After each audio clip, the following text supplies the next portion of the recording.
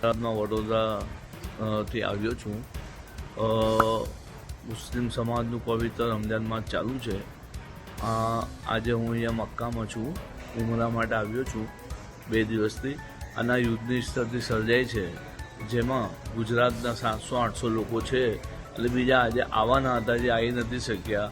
તો હોટલની અંદર લોકો ચિંતિત છે, લોકોના સગાવાલાઓ રહી ગયા છે, આવવાના બાકી છે, કોઈની દવાઓ લઈ આવવાની બાકી છે, કોઈનું સામાન લઈ આવવાના બાકી છે ત્યાંથી. તો લોકો બહુ ચિંતિત છે. અને અત્યારે ખાસ કરીને સૌદીની અંદર મક્કા શહેરમાં દુઆઓ ચાલુ છે કે ભાઈ આ જે યુદ્ધ છે એ જલ્દી બંધ થઈ જાય, લોકોને નુકસાન ના થાય. આ સમગ્ર વિશ્વની ચિંતાનો બહુ મોટો વિષય છે. અને અત્યારે રમજાન માસ ચાલુ છે, ખાસ કરીને લોકો અહીંયા બંદગી કરતા આવતા હોય છે.